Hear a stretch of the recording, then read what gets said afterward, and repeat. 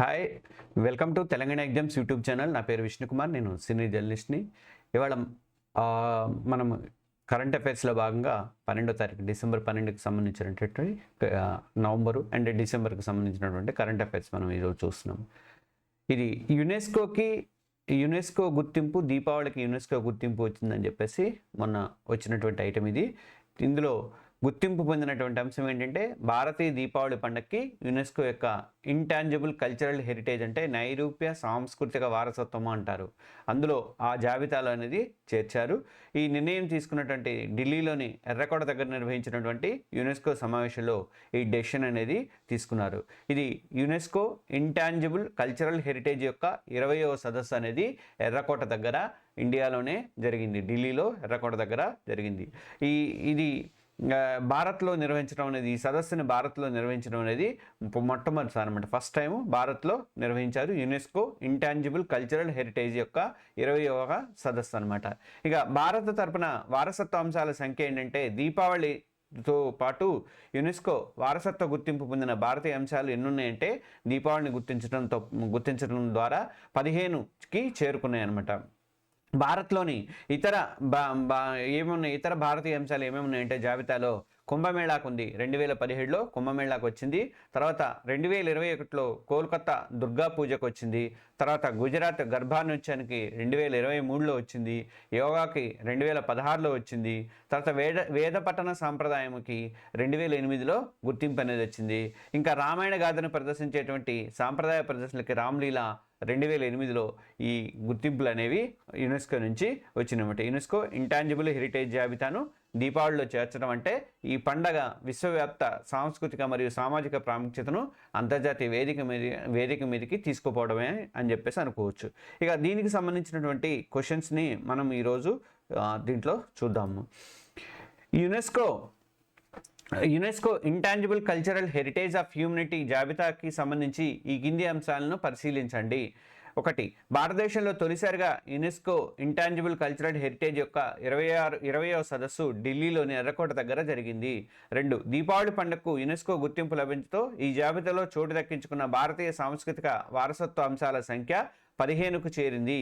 తర్వాత 3. కుంభమేళా, కోల్కతా దుర్గా పూజ మరియు గుజరాత్కు చెందిన గర్భా నృత్యం మాత్రమే ఈ జాబితాలో చోటు దక్కించుకున్న ఇతర భారతీయ అంశాలు. దీనికి సంబంధించి పై ప్రకటనలో ఏవి సరైనవి అని చెప్పేసి 4 ఆప్షన్స్ అయితే మన దగ్గర ఉన్నాయి. అయితే వీటికి జవాబు ఏంటంటే 1 మరియు 3 2 మాత్రమే. అంటే మూడో దాంట్లో కుంభమేళాకు సంబంధించి కుంభమేళా, దుర్గా పూజ మరియు గుజరాత్కి చెందిన గర్భా నృత్యంతో పాటు ఇంకా యోగాకి, వేదపఠన సాంప్రదాయము, ఇలా అనేక భారతీయ అంశాలకు కూడా ఈ జాబితాలో చోటు దక్కినాయి. అది మాత్రమే అని ఇచ్చాడు, 3 ఇచ్చేసి, అందువల్ల అనమాట. మనకి ఇందాక చెప్పుకున్నాం కదా, కుంభమేళాకేమో 2017లో వచ్చింది, కోల్కతా దుర్గా పూజకి 2021లో వచ్చింది, అలాగే గుజరాత్ గర్భా నృత్యానికి 2023లో వచ్చింది, యోగాకి 2016లో వచ్చింది, అలాగే వేదపఠన సాంప్రదాయానికి 2008లో, రామాయణ గాథను ప్రదర్శించేటువంటి సాంప్రదాయ రీతులకు వచ్చేసరికి రామ్లీలా మైదానంలో ప్రతి దీపావళికి చేసేటువంటి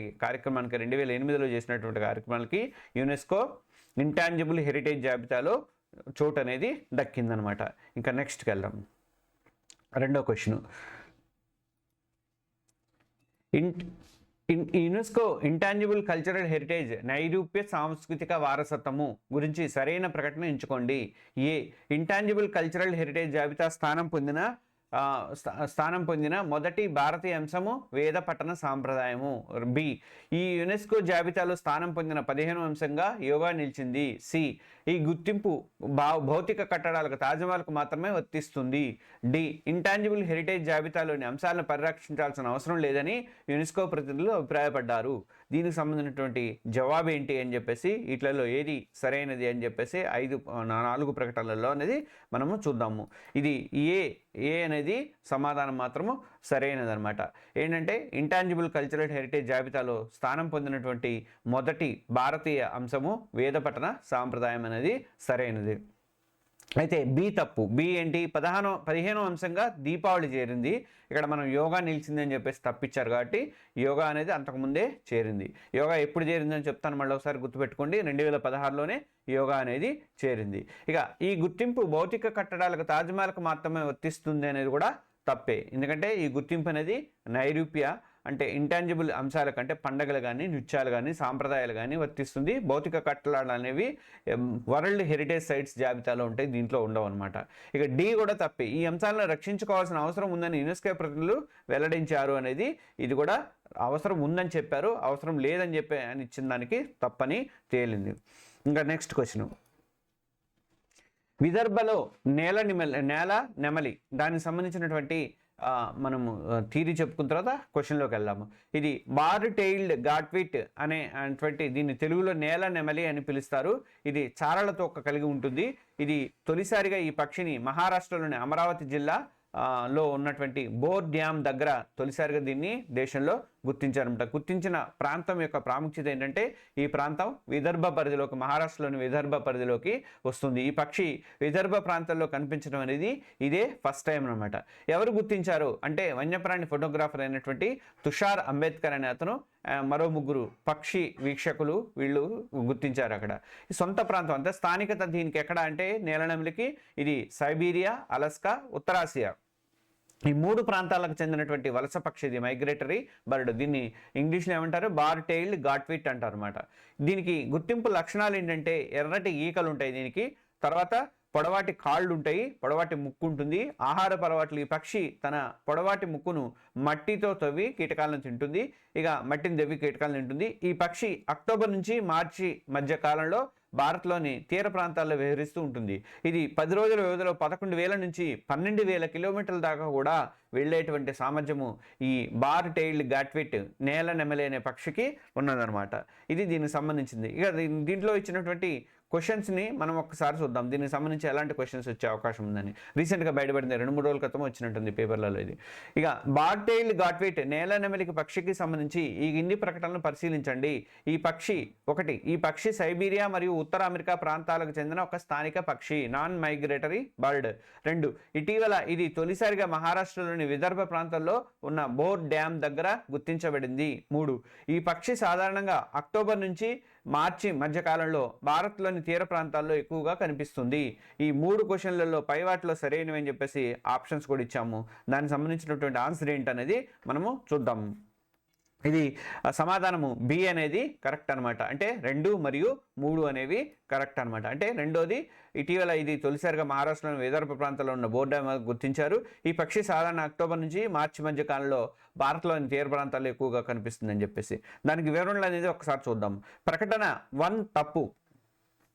ఎందుకు తప్పు అంటే బార్ టెయిల్డ్ గాట్విట్ సైబీరియా, అలస్కా నుంచి మరియు ఉత్తరాసియా ప్రాంతాలకు చెందినటువంటి పక్షి అనమాట. మనం ఉత్తర అమెరికా ప్రాంతాలు సైబీరియా అని ఇచ్చాం, కానీ ఇది సైబీరియా, అలస్కా, ఉత్తర ఆసియా ప్రాంతాలకు చెందినటువంటి పక్షి. అయితే ఇది స్థానిక పక్షి కాదు. ఇది స్థానిక పక్షి, నాన్ మైగ్రేటరీ బర్డ్ అని ఇచ్చాము ఆ తప్పులో. అది స్థానిక పక్షి కాదు, ఇది వలస పక్షి, మైగ్రేటరీ బర్డ్. ఇది ప్రపంచంలోనే అత్యంత సుదూరంగా వెళ్ళేటువంటి వలస పక్షుల్లో ఒకటిగా ప్రసిద్ధి చెందిందన్నమాట. మనం ఇందాక చెప్పుకున్నాం కదా, 11,000 కిలోమీటర్ల నుంచి 12,000 కిలోమీటర్లు 10 రోజుల వ్యవధిలో వెళ్ళిపోగల సామర్థ్యం అయితే దీనికి ఉన్నదట. నేల నెమలి పక్షి, ఇది బార్ టెయిల్ గాట్విట్ అంటారు దీన్ని. ఇక రెండవ ప్రకటన సరైనది. ఈ పక్షిని వన్యప్రాణి ఫోటోగ్రాఫర్ తుషార్ అంబేద్కర్ మహారాష్ట్రలోని అమరావతి విదర్భ ప్రాంతం జిల్లాలోని బోర్ డ్యామ్ దగ్గర తొలిసారిగా గుర్తించారు. మూడవ ప్రకటన కూడా సరైనది. ఈ పక్షి అక్టోబర్ నుంచి మార్చి మధ్య కాలంలో ఆహారం కోసం భారత తీర ప్రాంతాలకి విహరిస్తూ ఉంటుంది. ఇక నెక్స్ట్ క్వశ్చన్కి వెళ్దాం. నెక్స్ట్ ఒక ఇన్ఫర్మేషన్కి వెళ్దాం. ప్రత్యేకంగా నిలిచిన హెలికోనియా, మీరు గమనించే ఉంటారు, చాలా పేపర్లలో కూడా వచ్చింది. ఇది మొన్న మధ్య ప్రధాని నరేంద్ర మోడీ అండ్ రష్యా అధ్యక్షుడు వ్లాదిమిర్ పుతిన్ మధ్య జరిగినటువంటి సమావేశాలు, అత్యున్నత స్థాయి సమావేశం, దౌత్య సమావేశం మధ్య ఇద్దరు నేతలు ఒకళ్ళొకళ్ళు కూర్చొని మాట్లాడుకుంటున్నప్పుడు ఆ మధ్యలో హెలికోనియా అనే మొక్కని అలంకరించారు. అది హెలికోనియా మొక్క కనిపించింది. అది జనరల్గా పెట్టారా లేకపోతే ఉద్దేశపూర్వకంగా పెట్టారా అని చెప్పి చాలా చర్చలు అయితే జరిగింది దానికి. అయితే ఇది ఉద్దేశపూర్వకంగా పెట్టినటువంటిదే. ఎందుకు అంటే దౌత్యంలో ప్రాముఖ్యత ఉంటుంది అట దీనికి. అత్యున్నత దౌత్య సమావేశాల్లో ఉంచే ప్రతి వస్తువు వెనక కూడా ఒక ప్లానింగ్ అనేది, బలమైన సాంకేతం అనేది కూడా దాగి ఉంటుందని చెప్పేసి నిపుణులు చెప్తున్నారు. ఇది హెలికోనియా మొక్క ఎంపిక ఎందుకు చేసుకున్నారు, వాళ్ళిద్దరి మధ్య ఎందుకు పెట్టారు, పుతిన్ అండ్ మోడీ మధ్యలో ఎందుకు పెట్టారంటే ఇది శుభప్రదమైనటువంటి సానుకూల శక్తికి ప్రతీకగా దీన్ని భావిస్తారట. వృద్ధి, శ్రేయస్సు అంటే గ్రౌత్, ప్రాస్పరిటీ, ఇది అభివృద్ధి మరియు సాంప్రదాయ శ్రేయస్సును కూడా సూచిస్తుంది. భారత్ రష్యా మధ్య ఆర్థిక సంబంధాల బలోపేతానికి ఇది సంకేతంగా చెప్తున్నారు. ఇది సమతుల్యత మరియు సామరస్యానికి చిహ్నంగా చెప్తారు. కొత్త అధ్యాయాలు కానీ కొత్త ప్రారంభాలకి సూచక కానీ దీన్ని చేస్తారు. హెలికోనియాలో ఉన్నటువంటి ఎరుపు పసుపు రంగుల మిశ్రమం అనేది ఉత్సాహాన్ని శక్తిని సూచిస్తుంది. అలాగే రెండు దేశాల మధ్య ఉన్నటువంటి దృఢమైన స్నేహ సంబంధానికి ద్వైపాక్షిక పురోగతికి కూడా ఈ గుర్తుగా హెలికోనియా అనేది సూచించారు. దీనికి సంబంధించినటువంటి క్వశ్చన్ ఎలా వచ్చే అవకాశం ఉందనేది చెప్తాను చూడండి ఒకసారి. భారత్ రష్యా అత్యున్నత దౌత్య సమావేశంలో హెలికోనియా మొక్కను ఉంచడం వెనుక ఉన్న సంకేతాలను సింబాలిజం గురించి ఈ కింది ప్రకటనలు పరిశీలించండి. 1. హెలికోనియా మొక్క యొక్క ఎరుపు మరియు పసుపు రంగుల మిశ్రమం కేవలం దౌత్య వేదిక యొక్క అలంకరణకు మాత్రమే ఉద్దేశించింది. 2. హెలికోనియా వృద్ధి మరియు శ్రేయస్సుకు చిహ్నంగా పరిగణించబడుతుంది. ఇది రెండు దేశాల మధ్య ఆర్థిక సంబంధాలను బలోపేతం చేస్తుంది. 3. అత్యున్నత స్థాయి దౌత్య సమావేశాల్లో హెలికోనియా మొక్కను సామరస్యము, నూతన ప్రారంభము మరియు సానుకూల శక్తికి ప్రతీకగా ఉపయోగిస్తారన్నది. ఇందులో 4 ఆప్షన్లు ఉన్నాయి. ఏది సరైనవి అంటే ఇందులో 2 మరియు 3 మాత్రమే సరైనవి అనమాట. 1 ప్రకటన తప్పు. ఎందుకు అంటే దానికి సంబంధించినటువంటి ఇన్ఫర్మేషన్ చెప్తాను చూడండి ఒకసారి. హెలికోనియాలో ఉన్నటువంటి ఎరుపు పసుపు రంగుల మిశ్రమం అనేది కేవలం అలంకరణ కోసం కాదు, ఉద్దేశించింది కాదు. ఇది ఉత్సాహాన్ని శక్తిని మరియు భారత్ రష్యా మధ్య ఉన్నటువంటి దృఢమైన స్నేహ సంబంధాన్ని సూచించేందుకు బలమైన దౌత్య సంకేతాలను కూడా ఇది కలిగి ఉంది. ఇక 2వ ప్రకటన సరైనది అంటే హెలికోనియా యొక్క వృద్ధి మరియు శ్రేయస్సు అంటే అభివృద్ధి సంపదను సూచిస్తుంది. దాంతో భారత్ రష్యా ఆర్థిక సంబంధాలు బలోపేతం కావాలన్నది దాని అర్థం అనమాట. ఇక 3వ ప్రకటన కూడా సరైనది. హెలికోనియాను దౌత్య సంకేతాల్లో సామరస్యము, నూతన ప్రారంభము మరియు సానుకూల శక్తికి ప్రతీకగా నిపుణులు భావిస్తున్నారు. అత్యున్నత దౌత్య సమావేశాల్లో ప్రతి వస్తువు వెనుక కూడా ఒక ప్లానింగ్ అనేది, ఒక సంకేతం అనేది కూడా ఉంటుందని చెప్పి దీన్ని బట్టి అర్థమవుతుంది. ఇది హెలికోనియా మొక్క యొక్క ఉద్దేశం అనమాట. అది పెట్టడం వెనుక ఉద్దేశం. ఇంకా నెక్స్ట్ క్వశ్చన్. భారత్ రష్యా వార్షిక శిఖరాగ్ర సమావేశము మీకు తెలుసు డిసెంబర్ 4వ తేదీలో జరిగింది కదా. పుతిన్ ఇక్కడికి వచ్చారు కదా. దానికి సంబంధించినటువంటి పాయింట్స్ చెప్తాను చూడండి. ఇది చాలా ఇంపార్టెంట్ ఇవన్నీ కూడా.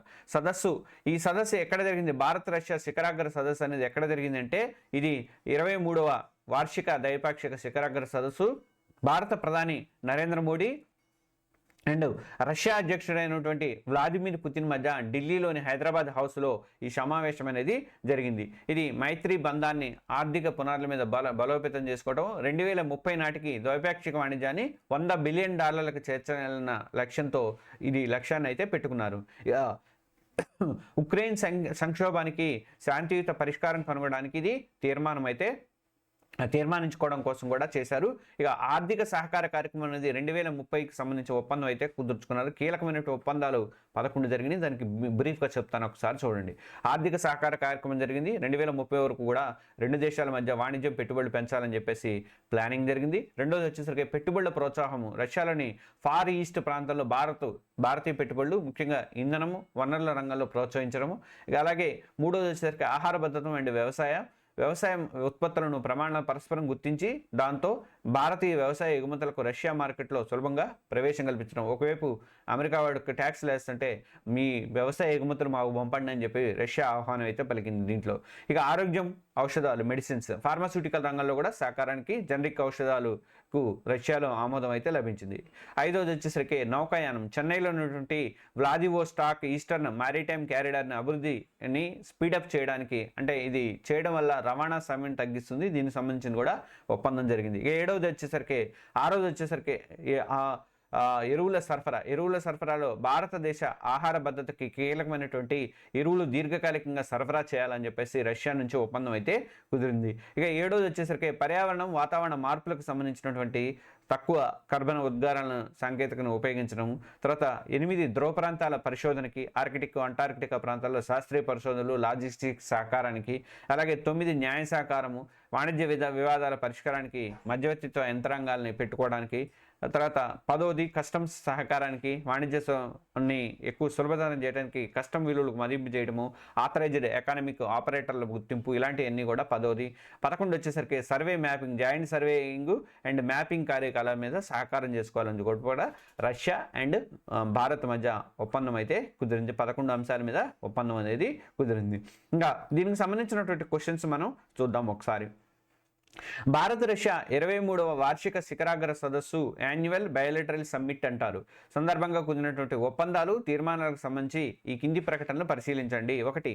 ద్వైపాక్షిక వాణిజ్యాన్ని 2030 నాటికి $100 బిలియన్ పెంచడానికి ఆర్థిక సహకార కార్యక్రమం 2030 ఒప్పందం కుదిరింది.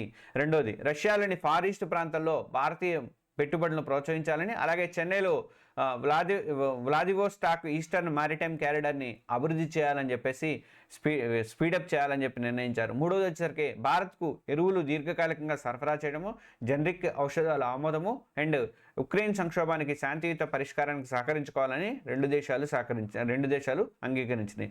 4వది వచ్చేసరికి కార్బన్ ఉద్గారాలను తగ్గించేటువంటి టెక్నాలజీలో సహకారము, ఇంకా ఆర్కిటిక్, అంటార్కిటిక్ ప్రాంతాల్లో శాస్త్రీయ పరిశోధనల కోసం ఎలాంటి ఒప్పందాలు అయితే కుదరలేదని చెప్పేసి మొత్తం 4 ఆప్షన్స్ ఇచ్చారు. దాంట్లో ఆప్షన్స్ కింద ఉన్నాయి చూడండి. దీనికి సంబంధించినటువంటి జవాబు ఏంటి అనేది మనం ఒకసారి చూద్దాం. ఇక భారత్ 1, 2, 3 మాత్రమే సరైనవి, 4వది తప్పనమాట. అవి ఏంటి అనేది మనం చూద్దాం. 1వ ప్రకటన సరైనది. అంటే భారత్ రష్యా మధ్య వాణిజ్యాన్ని 2030 నాటికి $100 బిలియన్ పెంచాలని చెప్పి లక్ష్యంగా పెట్టుకున్నారు. ఈ లక్ష్యం సాధించడానికి ఆర్థిక సహకార కార్యక్రమం 2030 మీద సంతకాలు జరిగాయి. 2వది కూడా సరైనదే.